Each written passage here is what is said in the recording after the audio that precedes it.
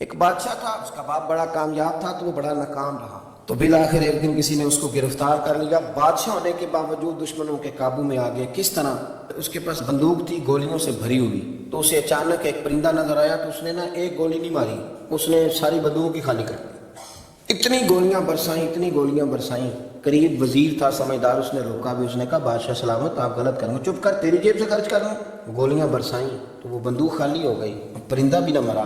واپس نکلے تو دشمنوں نے گھیر لیا، اسلحہ پاس کوئی نہیں تھا، گرفتار ہو گیا وزیر سمیت۔ تو کہا کہ وہ تم مجھے روک کیوں رہے تھے؟ تو اس نے کہا بادشاہ میری ضرورت تو نہیں، لیکن وہ جو آپ جس کو گولیاں مار رہے تھے وہ پرندہ نہیں تھا، پرندے کا سایہ تھا، آپ نے سائے پہ ہی ساری بندوق خالی کر دی۔ سوچا سمجھے نہیں، اتنی جلد بازی کی آپ نے کہ پرندہ بھی نہیں، سایہ تھا، آپ نے گولیاں مار دی۔ اور حال یہ ہے کہ اب ہم گرفتار ہو گئے، تھوڑا اگر وقت گزارتے، توقف کرتے، تھوڑا ٹھہرتے، بڑی ساری چیزیں ٹھیک ہو جاتی۔ میرے رسول کریم صلی اللہ علیہ وسلم کی آپ کبھی چیزیں کھول کے دیکھیں، وہ عثمان بن طلحہ نے فتح مکہ کے موقع پہ کہا تھا میں آپ کو چابی نہیں دوں گا، تو حضور نے فرمایا تو نہ دے، ایک وقت آئے گا میں تم سے لے لوں گا۔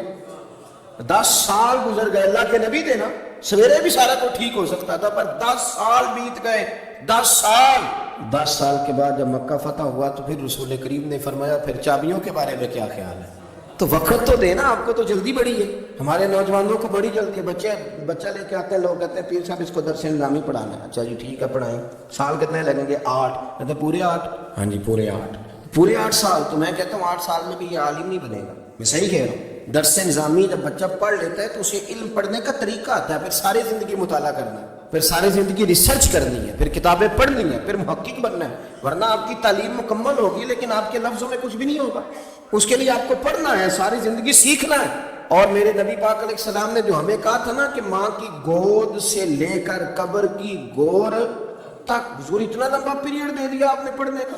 ہمارے ہاں تو جو بندہ 6 مسئلے کل سن لیتا ہے مفتی اعظم ہو جاتا ہے، اگر 2-4 اردو کی کتابیں بھی وہ سیدھی پڑھ گیا تو پھر وہ کہتا ہے مولویوں کی پتہ ہو گئی، تو میں نے پتہ ہے سارا، سیدھی پڑھنے لگ گیا نا، ذرا صحیح لائن پوری پڑھ لیتا ہے تو اب کہتا ہے مولویوں چھوڑیں آپ، یہ جلد بازی ہے، اس سے آپ کی طبیعت تکلیف، زندگی میں ٹھہراؤ پیدا کریں، تھوڑا روکیں۔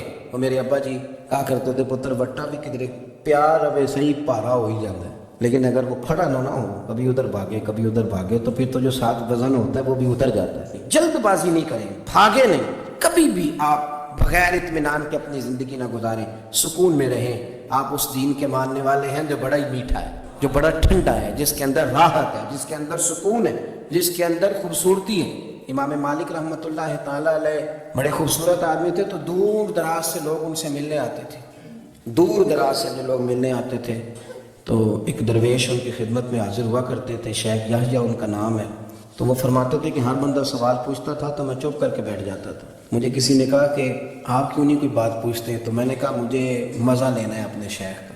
کہا وہ کس طرح؟ کہنے لگے دیکھنا وہ خود پوچھیں گے کیسے آئے ہو، کہاں سے آئے ہو، کوئی بات تو نہیں کرنی۔ تو کہتے ہیں یہ تو مزہ تب آئے گا نا جب چپ کر کے بیٹھیں گے۔ کیا کہا تھا کسی نے؟ چپ کر سیں تے موتی مل سن، تے ذکر کریں تے تجھے پاگلا مانگو رولا پاوے، نہ موتی نہ ہیرے۔ تو ہم تو شور سے چیزوں کو جیتنا چاہتے ہیں، تو شور سے چیزیں جیتی جا سکتی، جتنی طلاقیں ہوتی ہیں جلد بازی کی وجہ سے۔ اگر تھوڑا اطمینان ہو جائے، تھوڑا سوچیں، تھوڑا پرکھیں، آزمائش میں نہ پڑیں۔ قتل کیوں ہوتا ہے؟ غصہ بڑا تھا، میں نے اپنے ہاتھوں سے سزا دینی تھی، میں نے یہ انتظار ہی نہیں کیا کہ رب بھی تو سزائیں دیتا ہے نا، قیامت کو بھی تو عدالت لگنی ہے نا۔ تو وہ جلد بازی، تلخی ہمارے مزاجوں کی، اس نے ہمیں بڑی ساری جگہوں پہ پریشان کیا ہے۔ اس لیے حضرت ابوبکر صدیق اپنی زبان پکڑ کے کہا کرتے تھے کہ تو نے مجھے بڑی تکلیف دی ہے، کاش تو ٹھیک ہو جائے تو میرے لیے آسانیاں ہو جائیں۔ تو جلدی کرتی ہے بات کرنے میں، تو اذیت دیتی ہے تو میں بھی اذیت میں آ جاتا ہوں۔ ورتل القرآن ترتیلا، یارو ذرا ٹھہرو، ذرا رکو، ذرا سجدہ کرو تو ذرا خوش ہو کے کرو، درود شریف پڑھو تو پھر کیا ضرورت ہے تیزی سے صلی اللہ تعالی علیہ وسلم کہہ کے گزرنے کی؟ ذرا سکون سے پڑھو، سوچ کے پڑھو کہ کس کی بارگاہ میں سلام عرض کر رہے ہو، ذرا رک کے پڑھو، جب ذکر کرو تو ذرا اس کا ذائقہ لو، جب بات سنو تو اس کا لطف لو۔